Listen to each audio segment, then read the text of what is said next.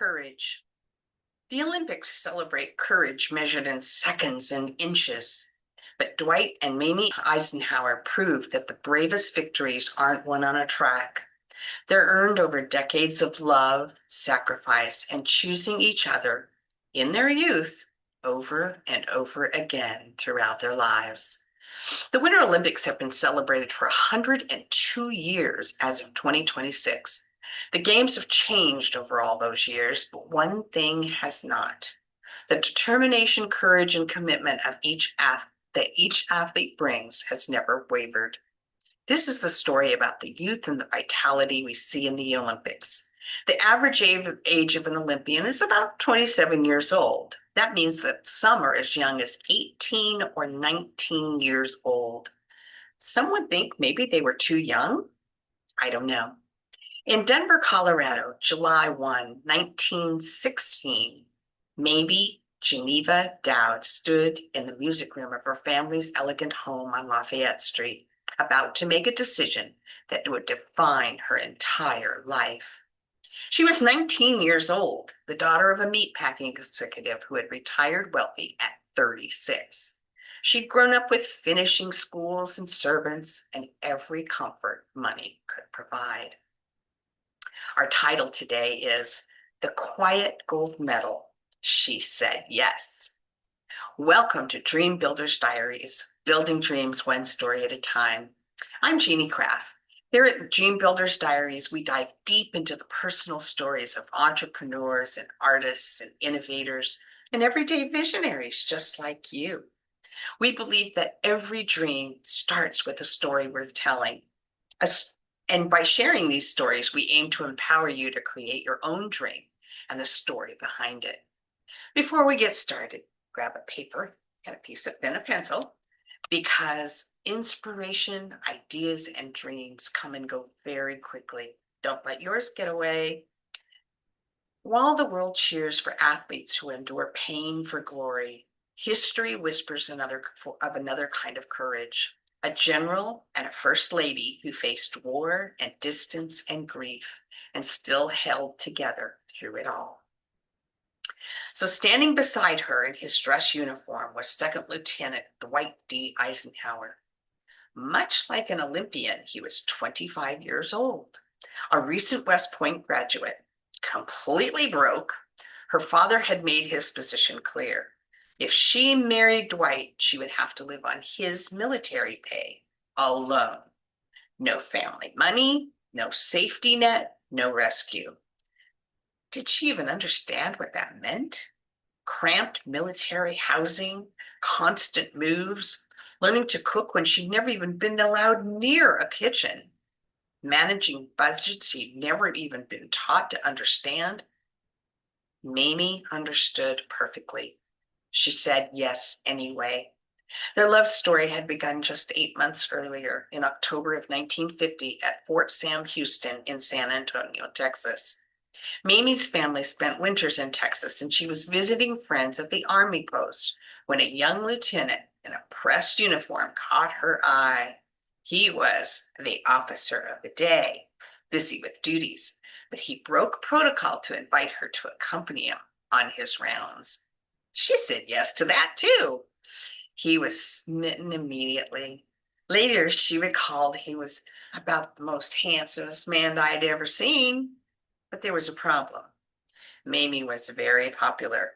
She had other suitors. Her social calendar was always full, and Dwight's solution was relentless pursuit. He called. He visited. He persisted for weeks until her father finally told her, okay, give the young lieutenant a fair chance. So on Valentine's Day, 1916, just 4 months after they met, Dwight gave her a miniature of his West Point class ring. It was all he could afford. It meant everything. That tiny ring sealed their engagement. On St. Patrick's Day, he formally asked her father for permission to marry her. Mamie celebrated both dates as engagement anniversaries for the rest of her life. When her father agreed to the marriage, he was honest about his concerns. His pampered daughter had never managed a household. She had never even budgeted. She never even lived without help. Army life could be hard. The pay was modest. They'd be moving constantly. Was Mamie certain about this? You're only 19 years old. Yet she understood something all Olympians understand: commitment, something that some people never ever learn. And that is that true partnership isn't about maintaining a comfort level, it's about building something meaningful together. She chose Dwight. On July 1, 1916, the Reverend Williamson of the Central Presbyterian Church performed a simple ceremony. Just family. No grand society wedding. No. After a brief honeymoon in El Dorado Springs, Colorado, a very beautiful place, by the way, and a visit to Dwight's family in Abilene, Kansas, they returned to Fort San Houston, to his quarters. The reality was immediate and stark. The housing was small and cruel, worlds away from the Denver mansion where Mamie had grown up. But Mamie and Dwight didn't complain. They called their Mars quarters Club Eisenhower. They became legendary for their hospitality. With her finishing school background, Mamie knew how to throw a party, even on a lieutenant's salary. Senior officers in the wards loved visiting. Yes, the couple's warmth had transformed every cramped posting into somewhere people wanted to be. The moves came constantly, 27 times in 37 years. Wow. Panama, the Philippines, France, across America and around the world. Maybe learned to pack and unpack efficiently, to make friends quickly because they knew they'd be moving on soon. They created stability in constant uncertainty. The years brought tragedy that never fully healed. Their very first son, Dowd Dwight, they called him Icky, died of scarlet fever at the age of 3. Can you imagine? Amy was devastated. They had a second son, John, the following year, and Dwight's career continued to advance. Through the assignments and all the training commands, through World War II, through his rise to the Supreme Allied Commander position of the Allied forces in Europe, all the way to the presidency of the United States of America. Why this diary? Because this diary demonstrates the magic about how courage and commitment can form bonds for life, and to remind us all that through it all, Mamie was there. Every posting, every challenge, every move. She once said, Ike was my career.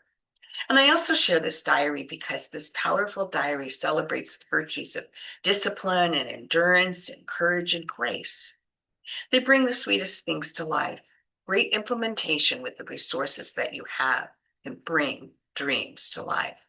I can see why. Can you? Every Olympian knows that the greatness requires discipline, endurance, and heart. Dwight and Mamie Eisenhower lived that truth off the podium, turning marriage into a lifelong event of faith, resilience, and unwavering commitment. How important is great implementation to your dream?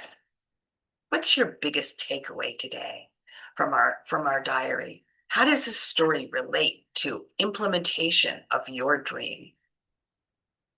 Dreamers, believe in yourself. Be passionate, work smart, know your why, and apply what you learn each day. And as you ponder the source of your dream and this diary, I wish you well. I wish you an abundance of resources and knowledge and wisdom with your time and your future success with your dream. Enjoy life and always be kind. I want to leave you with this quotation. Courage is like a muscle. We strengthen it with use. Ruth Gordon, she was a writer and a playwright.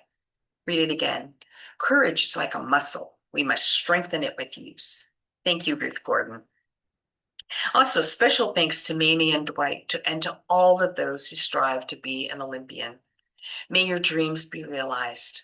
This story is used for the better understanding of how our dream, once implemented, brings us ultimate joy. Special thanks to those who listen to Dream Builders Diaries regularly. I am grateful to you. The honor to spend time with you is all mine. So if you don't have it yet, get your 90-day Dream Builders Diary by Jeannie Craft on Amazon. Like and share this diary, subscribe, and come back for more. Thank you very much, and until next time, building dreams one story at a time.